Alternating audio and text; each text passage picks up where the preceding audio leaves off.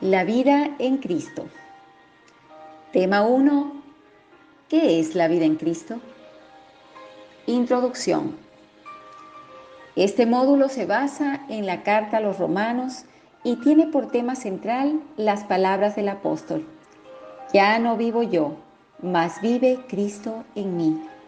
Nos exhorta a reconocer a Cristo como nuestro Rey y a permitirle que ocupe su lugar en nosotros, el trono de nuestros corazones que tan a menudo usurpa la carne. Es un estudio acerca de las doctrinas básicas de nuestra salvación, del desarrollo espiritual y del hecho de la gloriosa manifestación de la vida de Cristo en el creyente, y todo por la cruz. Filipenses 3:10 lo expresa claramente: a fin de conocerle y el poder de su resurrección y la participación de sus padecimientos, llegando a ser semejantes a él en su muerte. Una definición bíblica de la vida en Cristo. ¿Qué es la vida en Cristo? Hacemos bien al considerar cuidadosamente este tema. El objeto de este estudio es demostrar que la vida en Cristo es algo muy diferente de lo que estamos acostumbrados a ver, por ser eso lo que abunda. Solo con leer y reflexionar en el Sermón del Monte que se nos presenta en Mateo capítulos 5 al 7, podemos concluir que, dadas las características de la vida que allí se describe, además del mismo Hijo de Dios, no existe ni existirá hombre alguno en la tierra que tenga esa vida en sí mismo. Y es esta conclusión la que da respuesta a nuestra pregunta. La vida en Cristo, o vida cristiana, es Cristo mismo viviendo su vida en cada creyente. El apóstol Pablo nos da su definición de la vida en Cristo en Gálatas 2:20 y nos dice: ya no vivo yo, mas vive Cristo en mí.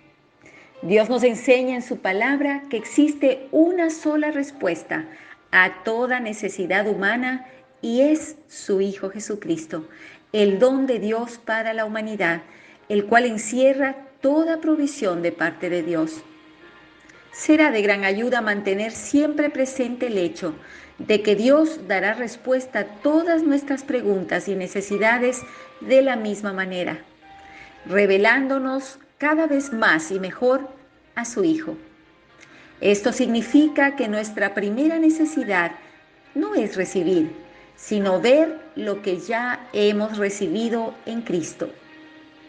En toda su obra con nosotros, Dios actúa desplazándonos y colocando a Cristo en nuestro lugar.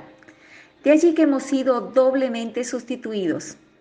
El Hijo de Dios murió por nosotros en la cruz para nuestro perdón y vive por nosotros para nuestra liberación. Tomó nuestro lugar en la cruz para asegurar nuestro perdón y vive en nosotros para asegurar nuestra victoria. Un doble problema: pecados y pecado. Los primeros 8 capítulos de Romanos forman una unidad que se divide en dos partes, porque cada una de ellas trata de un tema diferente. La primera termina en el capítulo 5, verso 11, y la segunda al final del capítulo 8. Con esto en mente, notaremos que la primera parte está dirigida a los pecadores y la segunda a los creyentes, lo cual marca una gran diferencia, como se dijo, en el tema que cada una trata. La primera sección toca el tema de los pecados y usa el término en plural, porque se refiere a los muchos pecados que hemos cometido ante Dios, mientras que la segunda parte se refiere al pecado como una ley que obra en nosotros.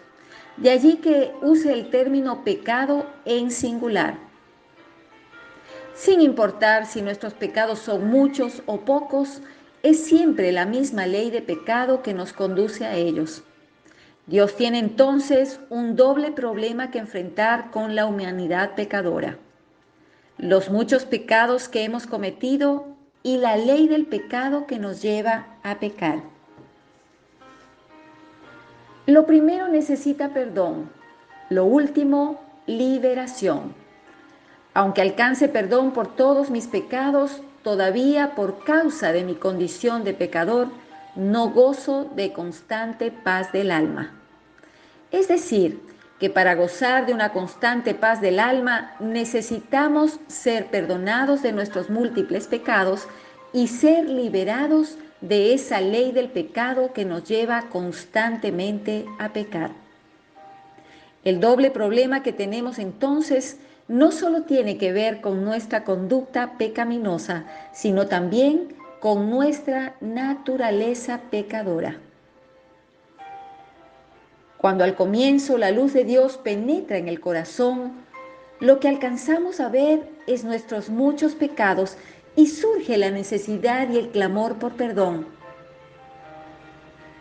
Pero una vez que recibimos el perdón, descubrimos algo nuevo.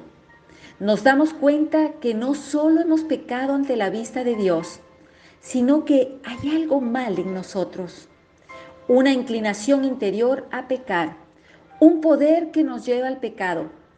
Y surge otra necesidad, ser libres de esa ley de pecado que nos arrastra a continuar haciendo aquello por lo cual pedimos perdón.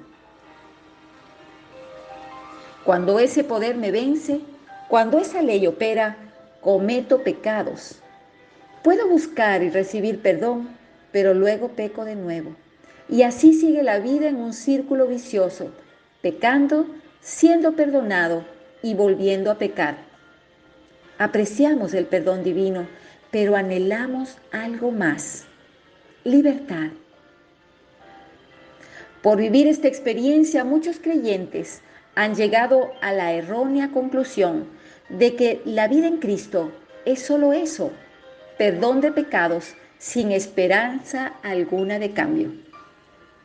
Sin embargo, el Evangelio, la buena noticia que nos dan las Escrituras, es que la vida en Cristo es mucho más que el perdón de pecados, pues Dios nos da en Cristo también la libertad de lo que somos. Cristo no solamente tomó nuestro lugar en la cruz para que recibiésemos perdón, sino que también viene a vivir en nuestro corazón para vivir su vida en nosotros. Nos imparte su vida y su poder para vivir una vida victoriosa. En conclusión, necesitamos perdón por lo que hemos hecho, pero también necesitamos liberación de lo que somos. Y la respuesta está solo en Cristo.